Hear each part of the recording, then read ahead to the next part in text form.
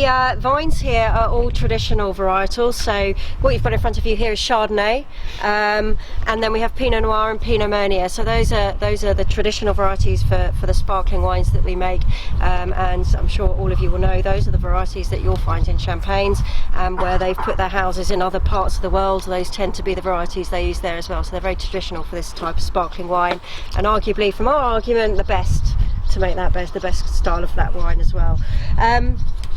So it was my crazy father who started this, kicked this all off 20 years ago, and dragged his family kicking and screaming into it, as we all are here. So I'm his daughter. Some of you would have met Mardi, his daughter-in-law, my brother Simon, but also my husband works here, and my mother still has bits and pieces to do with the business as well. So it really is. But we're way outnumbered now. There's sort of there's 20 of us in all working here. So yeah, the family is a small but perfectly formed part of it, and everyone else is doing fantastically well as well. So growing grapes in this climate is an incredibly stressful, difficult thing to do. There's no textbook, this is what happens now, this is going to get at the end of the season. Nothing like that at all. At the moment we're all just sitting here going, God's sake, weather, what are you doing? 2 weeks of pouring rain in August doesn't really help any of us, I don't think. We're just into veraison now, which is where red grapes, the Pinot Noir, Pinot Meunier, will start to take on a bit of colour. You'll start to see the colour change in the grapes. And the Chardonnay here, it's more difficult to spot, but actually what happens, they tend to look slightly more yellowy rather than greeny. Really not particularly good explanation, I'm sorry. They just start to see more hints of yellow, and they start to get a little bit more translucent, and if you touch them you can actually feel there's a little bit of give in them, and that's them starting to fill out, rather than being like little bullets like they were before, just not long ago. So and also at veraison these all stop growing, oddly. This stops growing automatically at veraison. No more leaves, we don't have to do any trimming to keep it in line or anything like that, it just stops. And this is what we've got left for photosynthesis and ripening for the end of the season.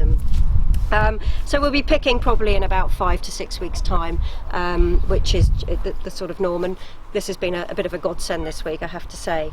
Does the rain actually sort of not ruin your crop? Obviously it looks very healthy, but cause problems in terms of, I don't know, fungus or... Yeah, of course, yeah. I mean, most diseases that we'll get in this country will like wet, warm conditions, which is an English summer. If you get a bit of rain and everything else, that tends to do it. So you have the mildews. Downy mildew would be more prevalent at this time. Powdery mildew can also be a problem earlier on in the season, botrytis later in the season. So, and they all like wet conditions and damp conditions. So what you do to stop that, you can spray things on there early on in the season to stop it taking cover. But the most important thing is keeping leaf cover as balanced as possible, but also stripping leaves in the growing area where the fruit is, so that you can get some airflow through there. Air is your friend. Wind is your friend at this time. Dry them out all the time.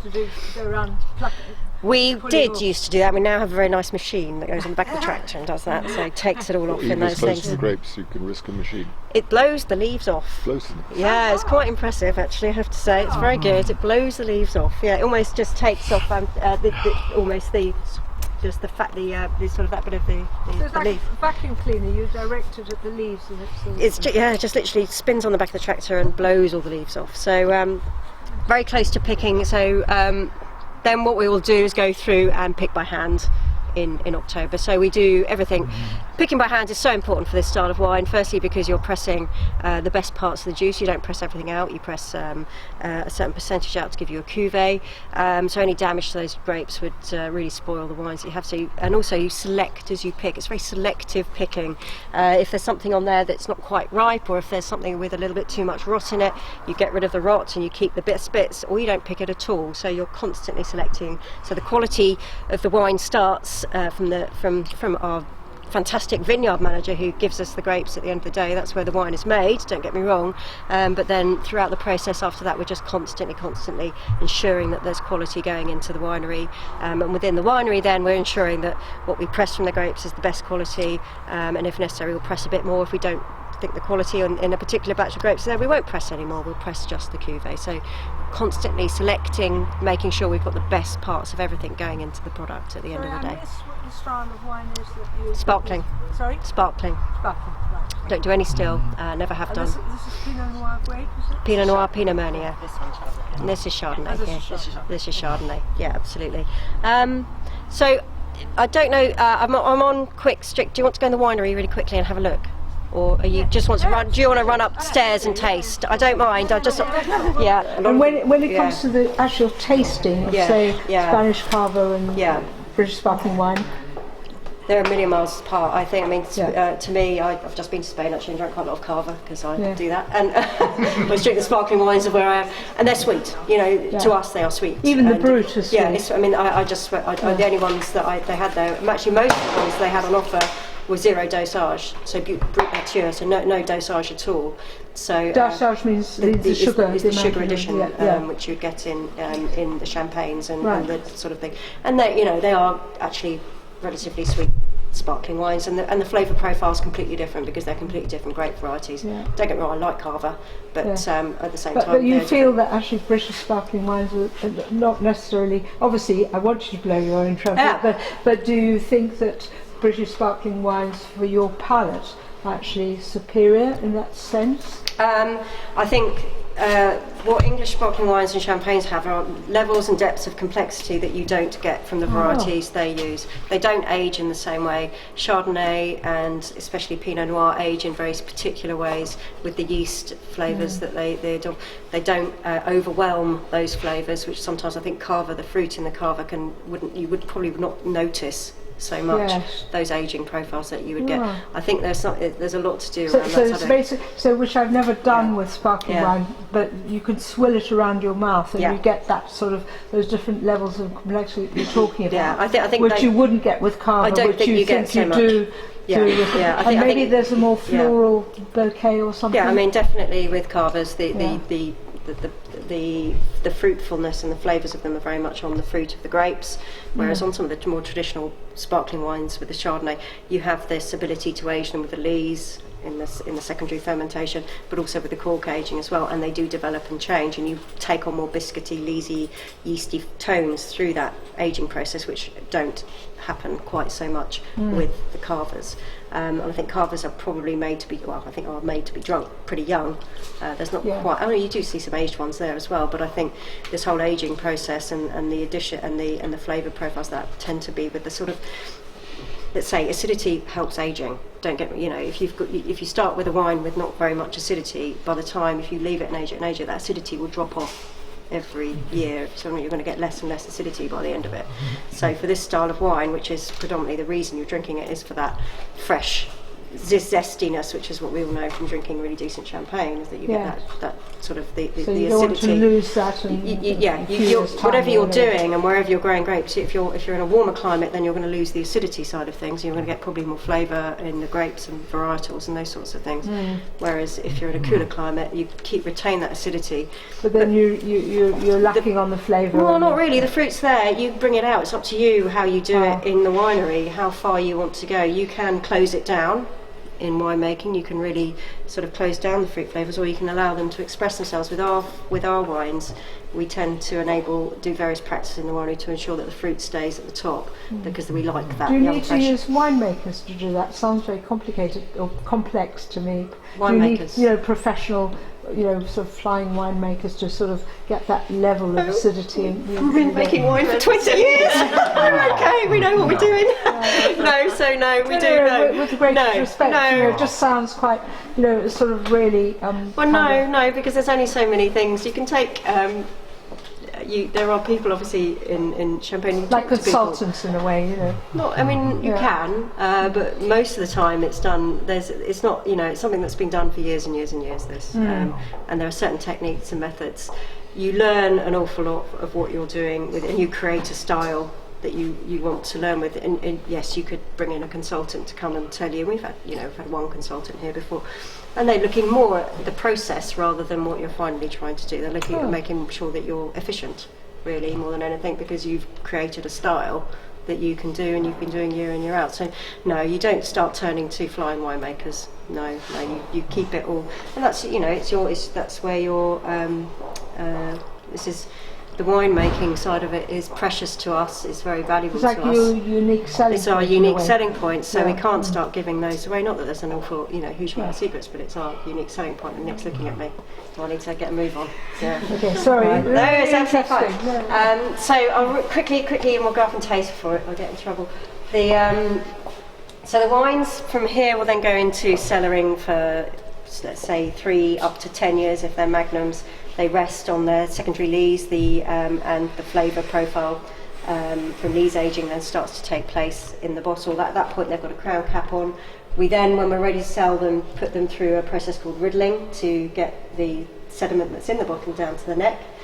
And then the final process before they are sold is called disgorging, which is a line that freezes that little part of the neck where the sediment is.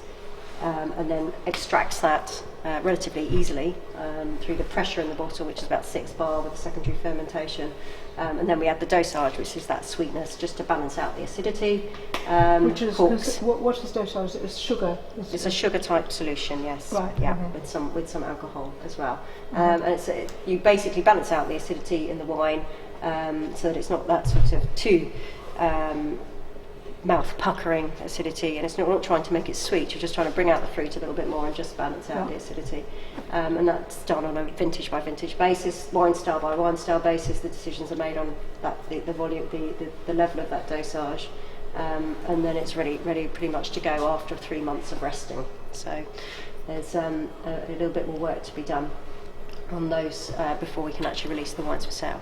Okay, so let's go upstairs and taste, and you can ask me loads of questions while we're tasting. And you don't see table wines coming out of champagne. The reason being is that it's very difficult to keep the consistency and quality year on year.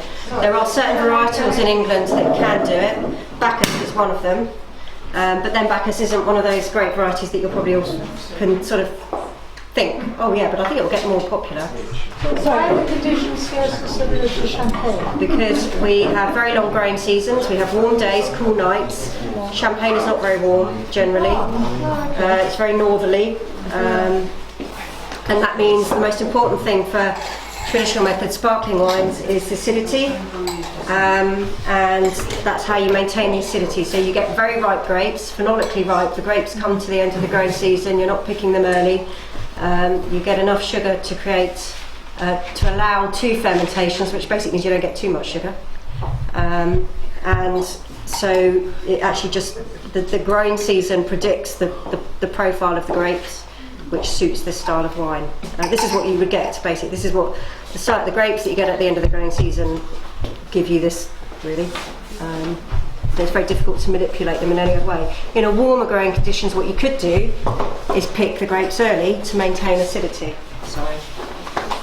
The rules and regulations around it are quite wide. You can have anything between, I think, sort of 4 and 6 bar of pressure. So certain bottles, because each and every bottle has gone through its own secondary fermentation, certain bottles will always be slightly more fizzy than other bottles. Some champagne houses may not put so much tirage in there to keep the pressure down if that's what way they prefer their style of wine.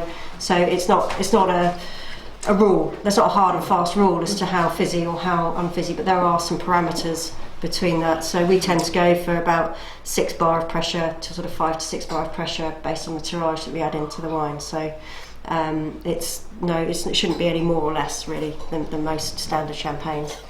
And Tamara, sorry, 2 quick questions. Yeah, sure. How long of lease did you say? Or did you say? It averages probably 24 months on the And dosage? Dosage will vary from blend to blend. So it just basically we would take the acidity and balance out the acidity. It's very rounded acidity, I have to say. Yeah. So that's to do because we do malolactic fermentations on every single thing at the moment. So that's why it tends to run out the acidity. So the wine that we're tasting now is the Bloomsbury, which is one of our signature blends. It's Chardonnay dominant. It has the three varieties in it. So Chardonnay, Pinot Noir, and Pinot Meunier. But it's always about 60% Chardonnay.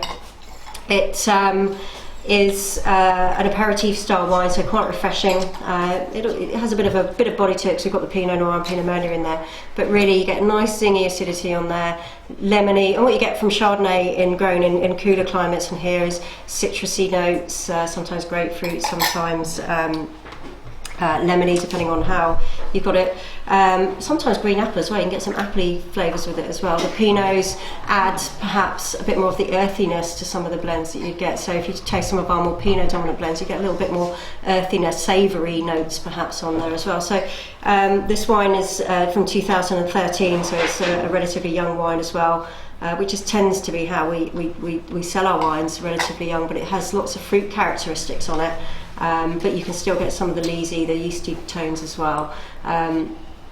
If you were to leave the wine with a cork for another year, then some of those notes, the toasty notes, would start to develop as well, because you've got two aging processes. You've got the lees aging, and you also have cork aging processes on these wines, and they both do slightly different things to the wine. The lees aging will continue up to a certain point in the cellar, and then the change in the wine starts to drop off. There's not much change after a certain period of time of lees aging.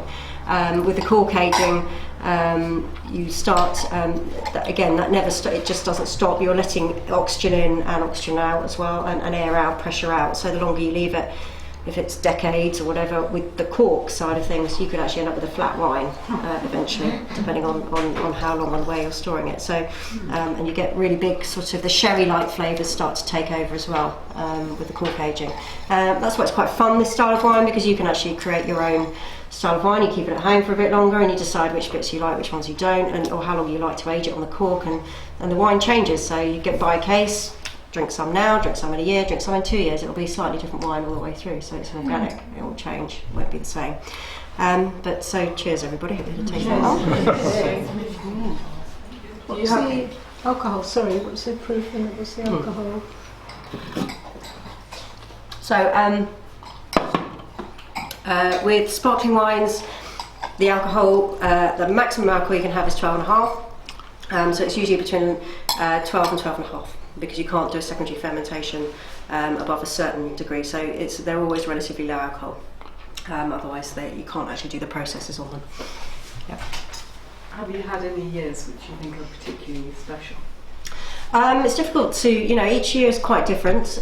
We've won plenty of awards, but one of the most sort of the ones that sticks in your mind is beating champagnes in Decanter World Wine Awards in 2010 with a vintage from 2006. So that would stick in your mind as being a really good vintage competition-wise. The other one is 2002. In 2005, our 2002 vintage won a trophy at the International Wine and Spirits competition. And what was it about those summers that was? They're both completely different. So it's difficult to know. 2002 was a small vintage, very hot summer. 2006 wasn't anything particularly. Sometimes you can lose. The thing with this style of wine is you can, if you get caught by frosts or by bad flowering. So there's two parts of the growing season which can catch you: frosts in April, May, and wet flowering in July. Some of those can actually reduce your volume now, which is not a great thing commercially, but actually for quality can be an amazing thing. Because you've had that this year, haven't you? No, we've got much. Didn't you have rain in July? No, we had really great fruit set. We got quite a good crop out there. The problem was August rain rather than July. So no, for us, for most of the industry this year it was good fruit set. Slightly down on last year, but last year was quite big. But no, the fruit set was really good this year, and frost wasn't a risk this year. So you have those two things. So sometimes you can have a bad start to the season, but you'll get a really good wine because the vines are like, wow, I've got loads of energy to do on these just small few bunches. And then in other years everything can just go to what you can have a really nice warmish, proper no frost spring. Perfect flowering, lovely summer, and you'll be picking, in the first week of October, which could be something like 2006, and then you just have a textbook season, which is very unusual. So there are various factors that can influence why a particular vintage might be. And is it better less than others? Predictable than champagne in England? It's difficult. Is everywhere? I mean, I think wherever you're looking, especially in Northern Europe, Bordeaux, very unpredictable. Champagne, because of being on the coastal area there, Bordeaux is terribly unpredictable. Whereas Champagne again, it's not renowned for its fantastic weather a lot of the time. It can sometimes get too hot because it's a little bit inland as well. Sometimes it can be really very hot, and they struggle to keep the acidities. And other times they can be a washout like us, like we were in 2012. So that's why they deal with reserve wines, and that's probably why England will start to look at reserve wines as well a bit more seriously, because it's not just shelters you from those poor vintages. It means you can hold back from decent big quality years and push that out into the years where you've lost some volume. You generally don't lose quality, you just lose volume, if I'm going to be honest. I've heard it said about global warming can push where champagne it works best, if you see what I mean. Do you think that there's something in that argument? I mean, you're seeing some kind of change, or it's really difficult, isn't it? Because if I understand you rightly, what you are asking is it kind of easier to make champagne in a warm climate, it's a champagne area, versus with all the qualities that you've suggested should characterise champagne, then in a climate like Britain, where you've got the acidity at maybe the expense of the flavour. So, what are who has the greater difficulty to correct that balance? The reason why champagnes and let's say sparkling wines are so successful is because you're trying to grow something in a very marginal climate, and that's why you get what you get. And if you take that marginal climate away, then you're going to get something different. So if you were to compare, the best thing to do is compare a really good champagne, good English sparkling wine with perhaps something like Greenpoint or something like that, grown in New Zealand, Australia, those where the Moets and the other houses have gone to California and started to do that. They're very different products, although they've got the same grapes in there. Chardonnay grown in warm climates gives completely different flavour profiles to Chardonnay grown in a cool climate. Think Chablis, think Australian Chardonnays. They're completely different. You've got apricots and peaches and tropical fruits on Chardonnays grown in warm climates, and you've got the citrusy minerality of Chardonnays grown in cool climates. So you're looking at the varietals again being completely different grown in those climates. And then and add to that the acidity. I'm not saying you don't lose flavour at all in England or in Champagne. You have a very long growing season, but what you don't do is lose acidity. Flavour's always there because the grapes will ripen, you're not picking them early. You're more likely to lose flavour in a hot climate because you have to pick early. That makes sense. To stop the acidity dropping. So that's why these wines work so well, is because you get the full flavour profile, but you don't lose the acidity. So that's really how it works. Having been going on wine press trips for 20 years, what strikes me is that I have been moving up a geographical scale, and what I am hearing now in England is very much like what I was hearing 20 years ago in the Champagne area. And how long is it going to be before we're going to be going to Iceland to be hearing the same sort of discussion about the growing of grapes? It's true. I mean, who knows where it's going to stop? Who knows and also with us as well. Are we just going to get wetter rather than warmer? I don't know. So it's. Do you think it's actually? We had an ice wander tour years ago when ice wander were the only people that were doing champagne to an extraordinary quality, and now more and more people like you are producing that kind of quality. Yeah, no, absolutely. And I think there's two ways to look at it as well. I mean, with England as well, not only have we changed the styles of wine that we're drinking, but also, joking aside what your comment earlier, the winemaking skills here have got so much better. Yeah, it's not a case that it's just an amateur thing. There is a college up the road that's tripled in size. Do you want to be quick? Thank you. Yeah. You just hear so much about flying winemakers in Australia. Yeah, I mean, I think South Africa. It sounds so glamorous, and that's why I see them in my mind as consultants rather than. The thing with this style of wine as well is that the winemaker is required not just at vintage. There's so many different stages of the wine that you can't really be a flying winemaker, particularly with this style of wine, because you've got to be there at vintage. You've then got this process after vintage of the winemaking to get rid of the acidity, the malolactic ferments and various other things. There's so many different stages to still wine that you can't Sure. just fly in and fly out. You'd lose some of the Who do you think control. has got the more difficult job? Do you think it's the Mediterranean climates that are trying to produce champagne with the conflicts of a warmer climate and less acidity, or and try to regulate that, or the Brits coming from the other side of the spectrum with their high acidity and I think the challenges are wherever you are. Wherever you're going to grow grapes and try and do it's stuff. not easier in It's one not easier country in or one other another. or the other. You have challenges either at the winemaking side or the sales side, one or the other. You know what I mean? It's incredible. It's difficult. Yeah. So sorry. Yeah, I'm really sorry. I'm trying. So interesting. Okay, so the second wine, just to give you a complete contrast to the first wine. Just to give you, I just wanted to do a complete contrast to the first one. This wine has no Chardonnay in it at all. It's a rosé, as you can see, very nice and pink, rosé de noir. It's mainly Pinot Meunier with some Pinot Noir in there as well. It really does just shows how different sparkling wines can be. This is a 2010 vintage, so it's an earlier vintage as well. It gives you an idea of the aging that can occur on the wines, the flavours that can come through with the aging. So more lees aging, more cork aging on both sides. So it just starts, and actually, you sort of go from quite a linear sort of reception style, mouth awakener, palate awakener, to this one which is really rounded, and actually you could think of and a lot of sparkling wines are to go with food. You could suck this through a meal quite nicely. Same grapes, Pinot Noir, Pinot Meunier. What would you serve it with tomorrow? Oh crikey, there you go. We'd probably serve it with, I'm thinking lamb, I'm thinking sort of bigger dishes like that with a lot of flavour.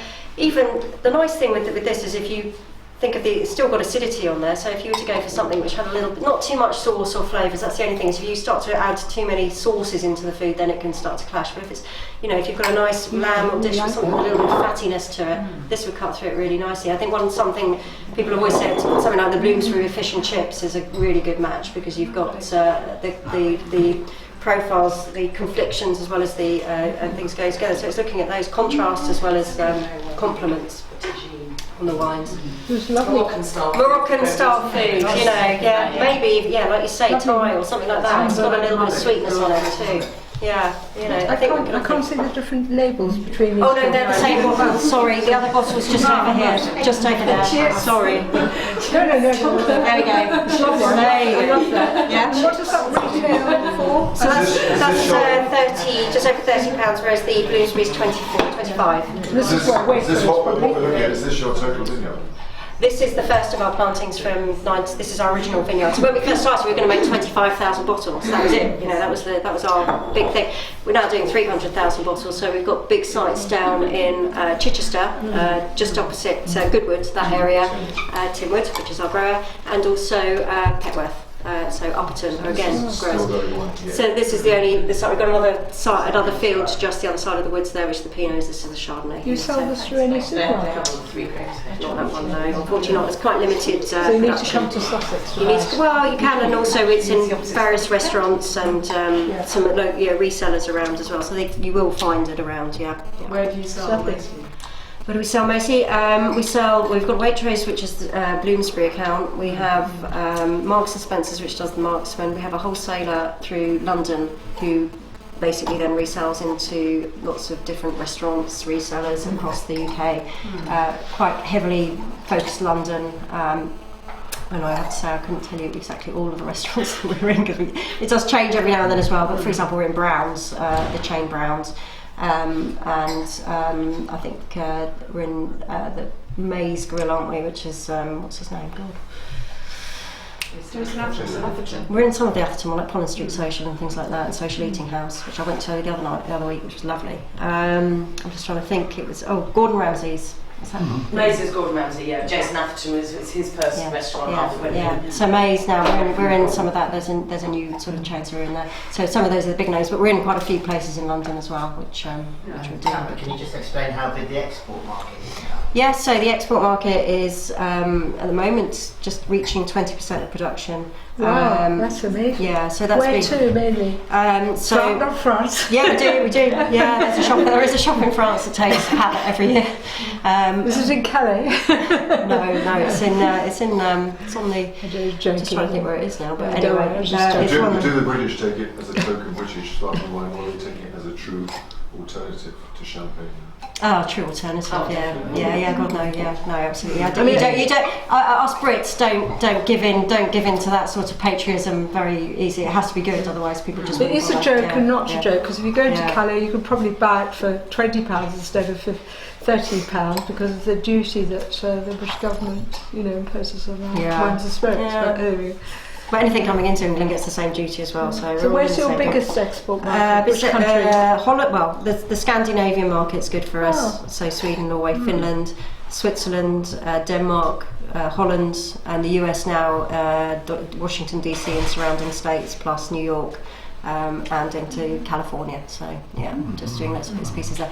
So those are sort of the areas that we're working with, and we're building. Where we're focusing at the moment are the States, but also working on the Northern European areas just to increase increase our outflow there. So yeah, we've been exporting. We're probably the first English sparkling wine to be exported, I would have thought, and probably the biggest still. I don't think there's anybody quite snapping at our heels yet. So Your grapes are coming from Tyndale and from yeah. the other places. Would they be indistinguishable from grapes here once you bottle them?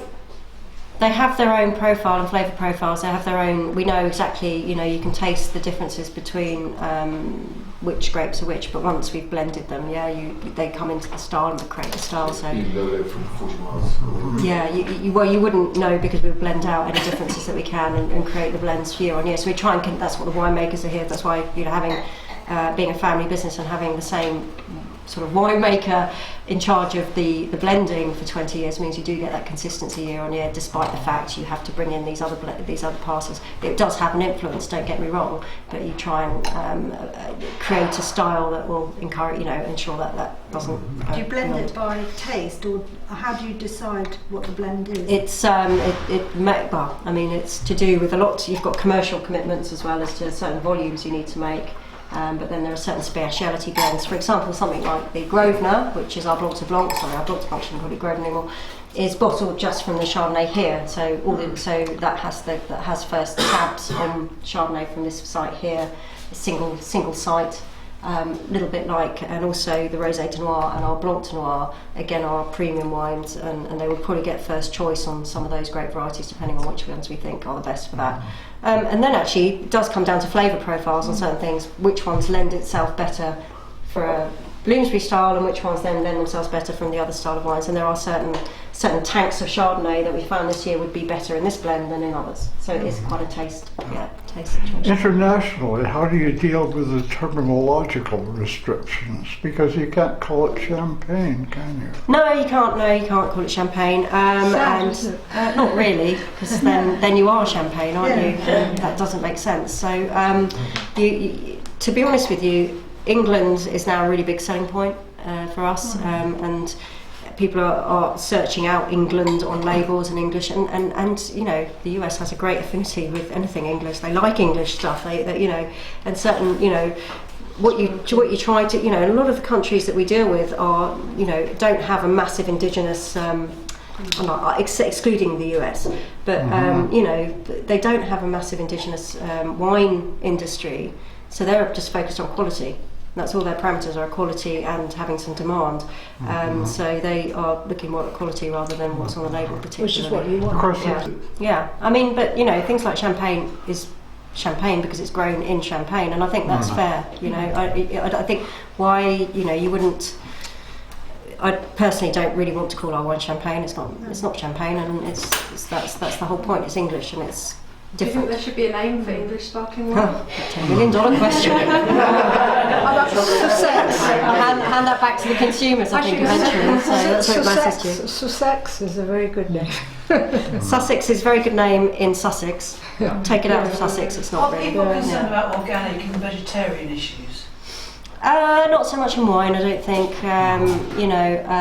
Vegetarian. These are vegetarian, vegan. There's no animal products in these at all. Something like the fining. No. And Yeah, organic is great, but it's, you know, in marginal climates you've got enough to battle against to try and be organic as well. Quality is the first thing that will go. You know, in certain places. Sorry, is that enough? Thank you very much.